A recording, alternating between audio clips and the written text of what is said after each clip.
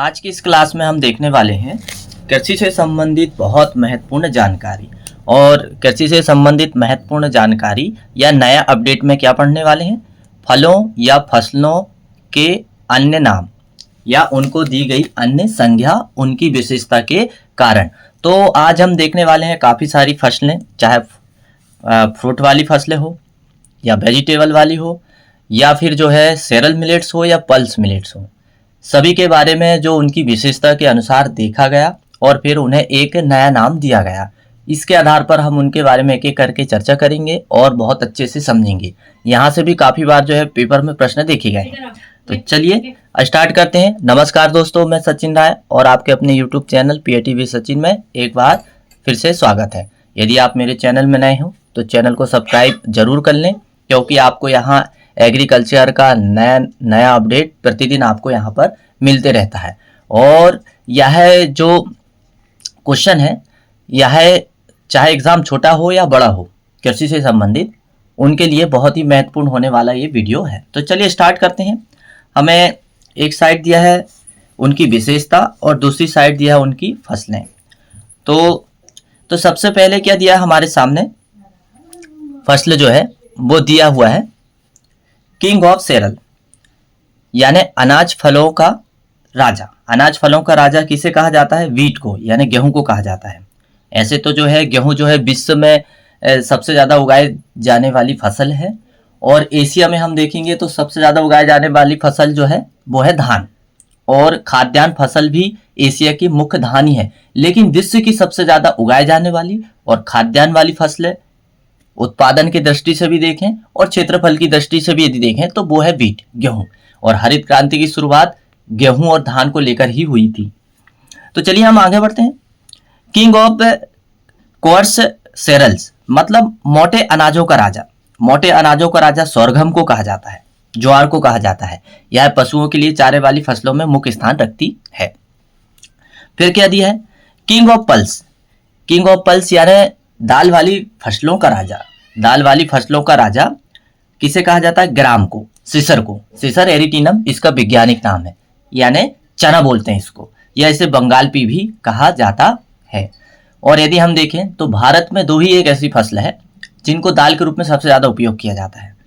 पहली है चना और दूसरी है अरहर। ऐसे तो दाल वाली फसल बहुत सारी है, लेकिन मोस्टली सबसे ज़्यादा दाल के रूप में इन दो फसलों का ही उपयोग किया जाता है। तो चलिए हम आगे देखते हैं। फिर दिया है क्वीन ऑफ पल्स, यानी कि दालों की रानी। दालों की रानी संज्ञा किसे दी गई है? पी को, यानी मटर को। मटर दो प्रकार का होता है, field P, vegetable P. Field P जो मटर होता है जिसके हम दाल बनाते हैं, और वेजिटेबल पी या टेबल पी भी कहा जाता है जिसके हम सब्जी के रूप में उपयोग करते हैं। और मटर जो है प्रोटीन का भी अच्छा स्रोत माना जाता है। इसमें 21.5% प्रोटीन की मात्रा होती है। अब king of oil seed. King of oil seed यानी तेल वाली फसलों का राजा किसे कहा जाता है? ग्राउंड नट को। ग्राउंड नट को मंकी नट भी कहा जाता है। यह गरीबों का बादाम भी इसे कहा जाता है। ऐसे बहुत सारी विशेषता है ग्राउंड नट की। और ग्राउंड नट में यदि हम देखें तो तेल का मुख्य स्रोत है। यदि हम भारत में देखें तो सबसे ज्यादा जो है तेल सोयाबीन का, ग्राउंड नट का, और इसके बाद में जो है मस्टर्ड का। ये तेल का सबसे ज्यादा उपयोग होता है। और ग्राउंड नट की विशेषता करें तो ये गरीबों का बादाम भी कहलाता है। अब आगे क्या दिया? क्वीन ऑफ ऑयल सीड, यानी तेल वाली फसलों की रानी कौन कहलाता है? तेल वाली फसलों की रानी कहलाता है सेसमम इंडिकम, यानी तिल को कहा जाता है। किसे कहा जाता है? तिल को। और तिल एक ऐसी फसल है जो सबसे ज्यादा राजस्थान में उगाई जाती है। राजस्थान और उत्तरी भारत में उगाई जाती है, क्योंकि यहाँ पर जो है यहाँ की वार्षिक वर्षा जो है कम है, और कम ही वर्षा में इसकी खेती बहुत अच्छे से होती है। अब इसके बाद में देखते हैं किंग ऑफ बीट्स। किसके बारे में देखेंगे? King of beats. King of beats का मतलब क्या हुआ? King of beats, king of beats यानी कि खरपतवार का राजा। खरपतवार का राजा किसे कहा जाता है? पार्थेनियम को। किसे कहा जाता है? पार्थेनियम हिरसुटम को। पार्थेनियम हिरसुटम को, या आप इसे कह सकते हैं गाजर घास। और यह जो है इसे एलियन खरपतवार भी कहा जाता है। एलियन मतलब ये विदेश से हमारे भारत में इंटर हुआ था, इसलिए इसे एलियन खरपतवार के नाम से भी जाना जाता है। और यह खरपतवार जो है बहुत सारी बीमारी के कारक है उनको भी सहारा प्रदान करता है, ताकि वो अगली आने वाली जो फसल है जब हम खेत में बुआई करते हैं तो उनको भी ये बीमारी लगने का कारक है। क्योंकि ये ऐसा खरपतवार है, क्योंकि ये हमेशा ही हरा भरा रहता है, सूखता नहीं है। तो जो भी बीमारी के जो किसी फसल में कोई बीमारी लगती है तो उनके जो कारक हैं, फंगस है, जीवाणु है, बैक्टीरिया है, फसल कटने के बाद इसमें आके छुप के बैठ जाते हैं। लेकिन जब अगले मौसम में वही फसल लगाते हैं खेत में तो फिर से जो है उसी फसल में आक्रमण कर देते हैं। तो इसलिए हमको इसको खेत में नहीं रहने देना चाहिए और इसको जलाकर या काटकर नष्ट कर देना चाहिए। अब क्या दिया है, किंग ऑफ फ्रूट। तो किंग ऑफ फ्रूट तो आपको पता ही है, फलों का राजा तो आम को कहा जाता है और इसे बाथरूम फ्रूट भी कहा जाता है और नेशनल फ्रूट भी इसे कहा जाता है। ऐसे बहुत सारे नाम हैं इसके, लेकिन मोस्टली बाथरूम फ्रूट या किंग ऑफ फ्रूट कहा जाता है। ये दो ही प्रश्न काफ़ी महत्वपूर्ण है और इसका यदि हम वैज्ञानिक नाम देखें तो मैंजीफेरा इंडिका, फैमिली है एनाकार्डियेसी और उत्पत्ति स्थान हमारे भारत में ही मानी जाती है। और यदि हम उत्पादन की दृष्टि से देखें तो सबसे ज़्यादा जो है भारत में ही इसका उत्पादन होता है आम का, और विदेशों में निर्यात भी किया जाता है। और भारत के यदि मोस्टली हम राज्य की बात करें तो भारत में यदि उत्तर प्रदेश में जो है सबसे ज़्यादा जो है आम का उत्पादन होता है। नए नए जैसे लंगड़ा है, चौसा है, दशहरी, ये काफ़ी फेमस वैरायटी है उत्तर प्रदेश की। तो इन किस्मों का उत्पादन अच्छा होता है और ये काफ़ी जो है मार्केट में अभी जो है अवेलेबल भी होती है, क्योंकि इनमें जो है भंडारण क्षमता अधिक होती है, इसलिए इनका ज़्यादा जो है मार्केट वैल्यू मानी जाती है। तो चलिए आगे बढ़ते हैं, फिर देखते हैं क्वीन ऑफ फ्रूट यानी फलों की रानी किसे कहा जाता है। फलों की रानी लीची को कहा जाता है और लीची का वैज्ञानिक है लीची चाइनेसिस सन। और दूसरा किसे कहा जाता है, मैंगोस्टीन को कहा जाता है। किसे कहा जाता है, मैंगोस्टीन को कहा जाता है। तो निश्चित है मेरा वीडियो आपको बहुत अच्छे से समझ में आता होगा।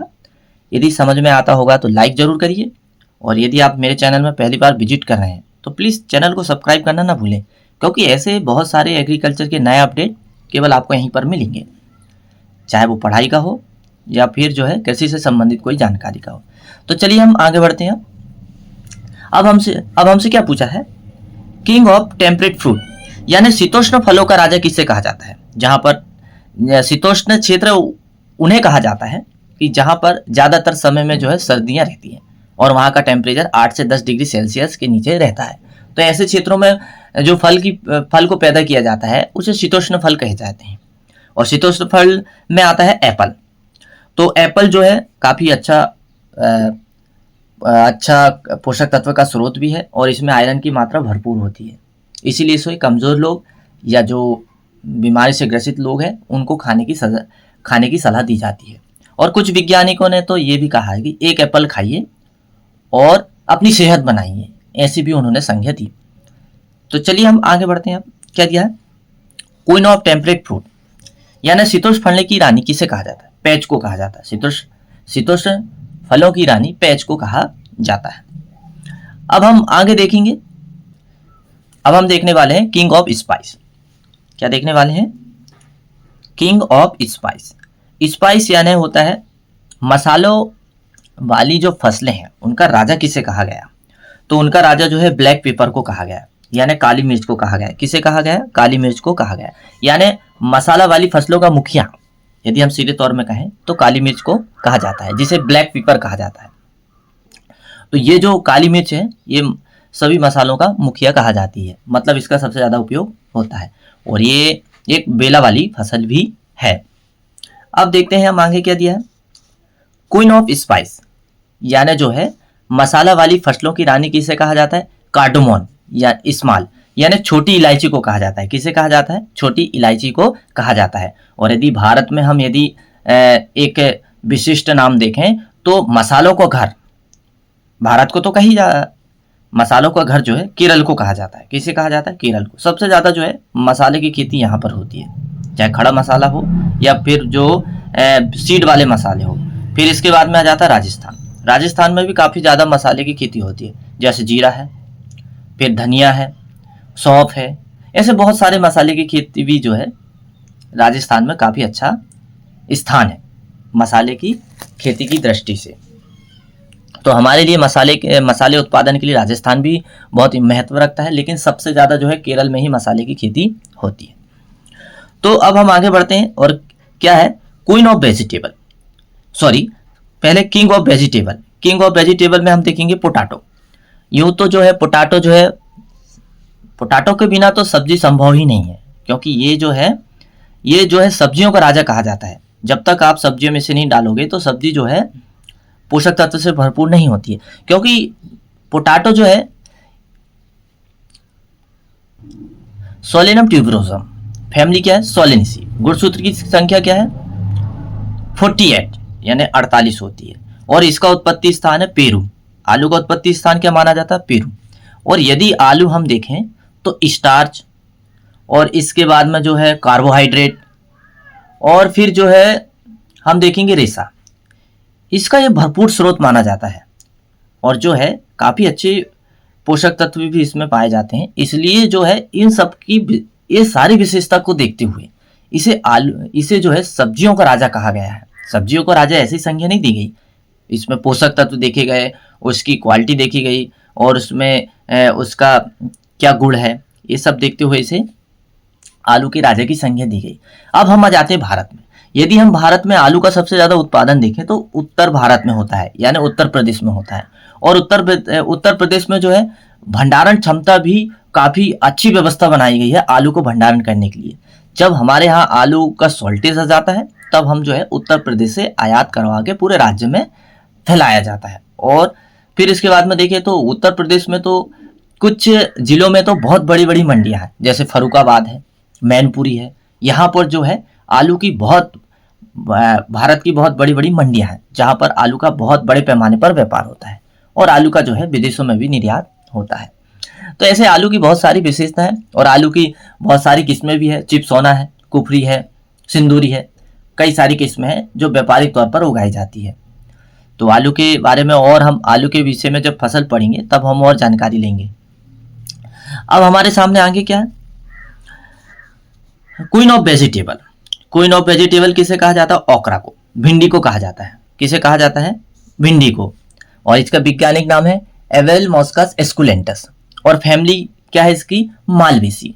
यदि हम देखें तो सब्जी वाली फसलों में सबसे ज़्यादा गुणसूत्र की संख्या भिंडी में ही होती है, 132 होती है, फिर और भी होती है। तो आपको याद रखना है इसमें गुणसूत्र की संख्या 132 होती है। और यह जो है मालवेसी परिवार का सदस्य तो है, साथ में जो है ये जो है ट्रक गार्डनिंग के लिए भी उपयोग होती है। मतलब इसका जो उत्पादन करके ट्रकों के माध्यम से इसको बेचा जाता है, और इसका फल कैप्सूल कहलाता है। और इसमें जो है आयोडीन और फिर इसके बाद में विटामिन काफ़ी भरपूर मात्रा में पाया जाता है। तो भिंडी की जो है खेती भी हमारे भारत में काफ़ी बड़े पैमाने पर होती है। तो आप समझ ही गए होंगे कि वेजिटेबल ऑफ क्वीन क्या है। तो चलिए अब हम आगे बढ़ते हैं। अब हमारे सामने क्या है पुअर मैंस मीट, यानी गरीबों का मांस किसे कहा जाता है। गरीबों की मांस की जो संज्ञा है सोयाबीन को कहा जाता है। किसे कहा जाता है सोयाबीन को। ऐसे तो जो है सोयाबीन प्रोटीन का भी भरपूर स्रोत है, और यदि मध्य भारत में देखें यानी मध्य प्रदेश में देखें तो सोयाबीन का उत्पादन काफ़ी बड़े पैमाने पर होता है, और क्षेत्रफल भी यहाँ पर ज़्यादा है। इसीलिए मध्य प्रदेश को सोया स्टेट या सोयाबीन का गढ़ के नाम से भी जाना जाता है। और मध्य प्रदेश में यदि हम देखें तो इंदौर में बहुत बड़ी सोयाबीन की रिफाइनरी भी है। तो ऐसे सोयाबीन की बहुत सारी विशेषता, और सोयाबीन तो प्रोटीन का बहुत भरपूर स्रोत है। इसमें जो है 38 से लेकर 42% तक प्रोटीन पाया जाता है। लेकिन पेपर में ज़्यादातर बात आती है कि सोयाबीन में प्रोटीन की मात्रा क्या होती है। तो सोयाबीन में प्रोटीन की मात्रा जो है 40% होती है। ये बहुत मायने रखता है। यदि आपसे पूछें कि 35, 38, 40, 42 तो आप किसको टिक करोगे, तो आपको टिक करना है 40 को, क्योंकि 40 जो है कॉमन पॉइंट है, और ये ही सही माना जाता है, परफेक्टली यही सही माना जाता है। फिर इसके बाद में हम देखेंगे, हमने पुअर मैंस मीट देख ली सोयाबीन, और सोयाबीन दाल और तिल दोनों वाली फसलें हैं। अब देखते हैं बंडर क्रॉप। वंडर क्रॉप भी सोयाबीन को ही कहा जाता है। वंडर क्रॉप सोयाबीन को क्यों कहा जाता है? क्योंकि अद्भुत क्रॉप इसे इसलिए कहा जाता है क्योंकि इसकी उत्पादकता अच्छी है और इससे तेल भी निकलता है, पापड़ भी बनते हैं और बहुत सारे प्रोडक्ट बनते हैं। मतलब अद्भुत फसल कहने का मतलब यही है कि एक फसल से कई सारे प्रोडक्ट बनते हैं, इसलिए इसे अद्भुत फसल की संज्ञा दी गई है। अब इसके बाद 18वां पॉइंट क्या है? Famine crop. फेमाइन क्रॉप का मतलब ये होता है ऐसी फसल जिस स्थान पर या ऐसे क्षेत्र जहां पर वार्षिक वर्षा बहुत कम होती है, सूखा रहता है ज्यादातर, लेकिन वहां पर भी ये फसलों को लगाकर अच्छा उत्पादन मिलता है। फेमाइन मतलब सूखा वाले क्षेत्र में। तो ऐसी क्षेत्रों का राजा किसे कहेंगे हम? मिलेट्स को कहेंगे। अब मिलेट्स में क्या जाता है? बाजरा मिलेट्स है, sorghum है और भी बहुत सारी किस्में हैं, और भी बहुत सारी फसलें, ये सब मिलेट्स में आती है। और छोटे दाने वाली भी, ये भी मिलेट्स में आती है। तो इनको जो है ऐसे क्षेत्र में उगाया जाता है, इसलिए इन्हें क्या कहा जाता है? फेमाइन क्रॉप कहा जाता है। फेमाइन क्रॉप में हमने देखे अभी क्या? मिलेट्स में कॉमनली बाजरा आप याद रखिए। और बाजरा की जो है जल मांग सबसे कम होती है, 200 से 250 मिलीमीटर होती है वार्षिक वर्षा। अब इसके बाद में हम देखेंगे किंग ऑफ फूडर। अब क्या देखेंगे? King of fodder. तो किंग ऑफ फूडर क्रॉप क्या दिया है? किंग ऑफ फूडर क्रॉप यानी बरसीम। किसे कहा जाता है? चारा वाली फसलों का राजा किसे कहा जाता है? बरसीम को। क्योंकि बरसीम एक ऐसी फसल है जिसमें 20% क्रूड प्रोटीन पाया जाता है, और यही क्रूड प्रोटीन जो है पशुओं जब खाते हैं बरसीम को, तो यही प्रोटीन जो है दूध की मात्रा बढ़ाने में और पशु के शरीर में प्रोटीन की मात्रा पूर्ति करने में बहुत महत्वपूर्ण योगदान है। और बाकी फसलों से तुलना की जाए पोषक तत्व की दृष्टि से तो इस फसल में जो है पोषक तत्व का भरपूर स्रोत है, इसलिए दूध का उत्पादन बढ़ता है। इसीलिए इसे चारा वाली फसलों का राजा भी कहा जाता है। तो आप भी बरसीम उगाएं और दूध का उत्पादन बढ़ाएं, ऐसी संज्ञा कुछ वैज्ञानिकों ने दी है। तो बरसीम यदि हम देखें तो इसका उत्पत्ति स्थान क्या? इजिप्ट है। ट्राइफोलियम अलेक्जेंड्री, क्या है इसका वैज्ञानिक नाम? ट्राइफोलियम अलेक्जेंड्री। और फैमिली क्या है इसकी? लेग्यूमिनेसी। तो चलिए किंग के बारे में हमने चर्चा कर ली। Queen of fodder crop lucerne किसे कहा जाता है? चारा वाली फसलों की रानी को लूसर्न को कहा जाता है। लूसर्नी भी एक चारा वाली फसल है जिसे अल्फाल्फा के नाम से भी जाना जाता है। तो निश्चित ही आपको मेरी क्लास बहुत अच्छे से समझ में आती होगी तो आप वीडियो को लाइक, और यदि पहली बार आप मेरे चैनल में विजिट करें तो सब्सक्राइब करना ना भूलें, क्योंकि ऐसे नए नए अपडेट आपको यहाँ पर हमेशा मिलते रहेंगे। फिर क्या देखते हैं? पुअर मैन फ्रूट यानी गरीबों का फल किसे कहा जाता है? गरीबों का फल बेर को कहा जाता है। किसे कहा जाता है? बेर को कहा जाता है। और ये बेर एक ऐसा पौधा है जो बहुत कम बारिश होती है, वहां पर भी इसकी खेती बहुत अच्छे से होती है। अभी प्रेजेंट में अभी हम देखें तो बेर के उत्पादन में सबसे अग्रणी राज्य भारत का कौन सा है? मध्य प्रदेश है। और इसके बाद में फिर राजस्थान का स्थान आता है। और बेर तो बहुत सारी वैरायटियां भी है, गोला है और बहुत सारी वैरायटी है बेर की। तो उसके बारे में भी हम जब बेर के बारे में पढ़ेंगे तो हम चर्चा करेंगे। और बेर का फल जो है ड्रूप कहलाता है। अब आगे देखते हैं क्या दिया है? Poor man substitute. Poor man substitute किसे कहा जाता है? तिल को कहा जाता है। फिर इसके बाद पुअर मैन फ्रेंड यानी गरीबों का दोस्त पोटैटो को कहा जाता है। किसे कहा जाता है? पोटैटो को कहा जाता है, यानी आलू को कहा जाता है। ऐसे तो आलू को सब्जियों का राजा भी कहा जाता है, इसके बिना सब्जी अधूरी मानी जाती है। और सबसे ज्यादा इसकी खेती उत्तर भारत में होती है। और गुणसूत्र की संख्या 48 होती है। सोलेनम ट्यूबरोसम, फैमिली है सोलेनेसी, और उत्पत्ति स्थान पेरू, ये इसकी और एक्स्ट्रा जानकारी है। फिर इसके बाद आज का अंतिम हम पॉइंट देखने वाले हैं, और वो क्या है? पुअर मैन्स फूड यानी गरीबों का भोजन किसे कहा जाता है? पर्ल मिलेट यानी बाजरा को कहा जाता है। किसे कहा जाता है? बाजरा को कहा जाता है। और बाजरा को तो भली भांति जो है आप सभी जानते होंगे, बाजरे के बहुत सारे पकवान भी बनते हैं। और इसकी खेती ज़्यादातर जो है उत्तर भारत और राजस्थान, यदि हम देखें तो राजस्थान में काफ़ी इसकी खेती होती है। और इसका वैज्ञानिक नाम क्या है? ट्राइफोलियम ग्लूकम और ट्राइफोलियम अमेरिकानम, ये दो इसके वैज्ञानिक नाम है। और यदि हम फैमिली देखें तो फैमिली इसकी है ग्रेमनी। तो आज की ये मेरी क्लास या आज का ये मेरा वीडियो आपको कैसा लगा? आप कमेंट्स जरूर करिएगा। और यदि आप मेरे चैनल में पहली बार विजिट करें तो सब्सक्राइब कर लीजिए। और यदि आपको ऐसे ही बहुत अच्छे एग्रीकल्चर के नए नए अपडेट आपको चाहिए जो आपकी पेपर की दृष्टि से महत्वपूर्ण हो, तो बिल्कुल आप चैनल को सब्सक्राइब कर लीजिए और वीडियो को अपने दोस्त को शेयर कर दीजिए, क्योंकि आपके कारण आपके दोस्तों का भी फायदा होने वाला है। तो मेरा वीडियो देखने के लिए बहुत बहुत धन्यवाद। बाकी के नए अपडेट में अगले वीडियो में आपके लिए लेके आने वाला हूँ। Thank you.